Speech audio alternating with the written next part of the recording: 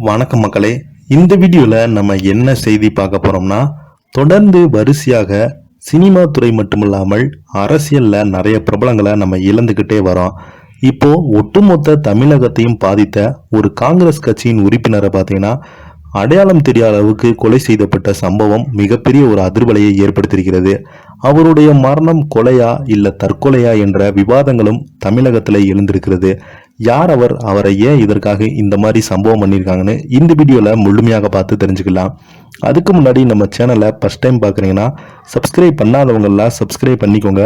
Bell button symbol அமைக்கி நம்ம சேனலோட நோட்டிஃபிகேஷனை எனபிள் பண்ணிக்கோங்க. நாங்கள் போடுற வீடியோ பார்த்தீங்கன்னா உங்களுக்கு உடனுக்குடனே வந்து சேருவோம். ஜெயக்குமார் கொலையா தற்கொலையா என்பது இன்னும் உறுதியாகவில்லை. தென்மண்டல ஐஜி விளக்கம். மர்மமான முறையில் உயிரிழந்த காங்கிரஸ் நிர்வாகி ஜெயக்குமார் தனசிங் மரணம் தொடர்பாக தென்மண்டல ஐஜி கண்ணன் விளக்கம் அளித்துள்ளார். நெல்லை கிழக்கு மாவட்டம் காங்கிரஸ் தலைவராக இருந்த ஜெயக்குமார் தனசிங் திசையன்விளை அருகே கடந்த 4ஆம் தேதி தனக்கு சொந்தமான தோட்டத்தில் பாதி எரிந்த நிலையில் சடலமாக மீட்கப்பட்டார். ஜெயக்குமார் தனது வீட்டை சில மர்ம நபர்கள் கண்காணித்து வராங்க என்று அவர்களால் தனது உயிருக்கு ஆபத்து ஏற்பட்ட வாய்ப்பு இருக்கிறது என்றும் புகார் கடிதம் ஒன்றை எழுதி வைத்திருந்ததாக தெரிய வந்துள்ளது. ஜெயக்குமார் தனசிங் எரிந்த நிலையில் சடலமாக கண்டெடுக்கப்பட்ட விவகாரம் தொடர்பாக தனிப்படைகள் அமைக்கப்பட்டு போலீசார் விசாரணை நடத்தப்பட்டு வராங்க. ஜெயக்குமார் மரணம் கொலையா தற்கொலையா என்ற சந்தேகம் நிலவி வரும் நிலையில சந்தேக மரணம் என்ற கோணத்தில் போலீசார் விசாரணை நடத்தி வராங்க. ஜெயக்குமார் தனசிங் உடல் எரிந்த நிலையில் உடற்கூறாய்வு செய்யப்பட்டது. இதன் முதற்கட்ட அறிக்கையில் போலீசாருக்கு வழங்கப்பட்டுள்ள தொடர்பு தடயவியல் நிபுணர்கள் உடல் எரிந்த கிடந்த நேரத்தில் ஆய்வு செய்து டார்ச் லைட் ஒன்றை கண்டறிந்தன. தனிப்படைகள் சேர்ந்த போலீசார் சிசிடிவி காட்சிகளை ஆய்வு செய்து தீவிர புலனாய்வு விசாரணையை மேற்கொண்டு வராங்க.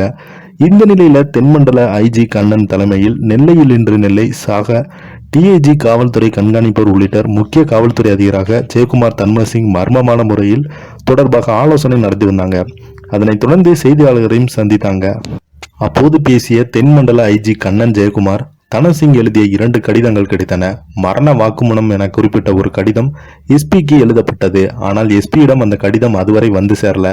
இன்னொன்று தனது சகோதரி மகனுக்கு எழுதியது ஒரு கடிதம். கடிதத்தில் தனக்கு சிலரால் அச்சுறுத்தல் இருப்பதாக சொல்லியிருக்காங்க. கடந்த 4ஆம் தேதி ஜெயக்குமார் தனசிங் சடலம் கருகிய நிலையில் கிடைத்தது. அதனை தற்கொலை என சொல்ல முடியாதால் சந்தேக மரணம் என குறிப்பிட்டு விசாரணை நடத்தி வராங்க. ஜெயக்குமார் உடல் கருகியிருந்தது. முதுகு மற்றும் பின்புற கால் பகுதியில் மற்றும் எரியாமல் இருந்தது. உடலில் கம்பு லூசாக கட்டப்பட்டது. அவரது உடலோடு 15 சென்டிமீட்டர் 50 சென்டிமீட்டர் அளவுக்கு ஒரு கடப்பாக்கள் கட்டப்பட்டிருந்தது. பாத்திரம் கழுவ பயன்படுத்தும் ஸ்கரப்பா வாயில் இருந்தது. இந்த ஆதாரங்கள் அடிப்படையில் தலா ஒரு டிஎஸ்பி தலைமையில 16 தனிப்படைகள் அமைத்து விசாரணை மேற்கொண்டு வராங்க. அறிவியல் பூர்ணமான விசாரணையும் ஒரு பக்கம் போய்கொண்டிருக்கிறது. விரல் ரேகை நிபுணர்கள், சைபர் நிபுணர்கள் போன்ற விசாரித்து வராங்க. டிஎன்ஏ சோதனை முடிவு இன்னும் கிடைக்கல. எல்லா வகையிலும் சிறப்பான முறையில் தொடர்ந்து விசாரணை நடத்தி வருகிறது. போஸ்ட்மார்டம் முதற்கட்ட அறிக்கையில் கொலையா தற்கொலையா என்பது பற்றியெல்லாம் எதுவும் குறிப்பிடல. எனவே சந்தேக மரணம் என்று கோணத்தில் விசாரித்து வருகிறோம். இந்த வழக்கில் பல விஷயங்கள் தெளிவு கிடைக்க வேண்டியுள்ளது. அறிவியல் பூர்வ ஆதாரங்களும் வந்ததும் இறுதியாக சொல்ல முடியும் என தெரிவித்திருக்காரு. இதை பத்தி நீங்க என்ன நினைக்கிறீங்களோ கமெண்ட் பாக்ஸ்ல மறக்காம பார்த்துட்டு நன்றி.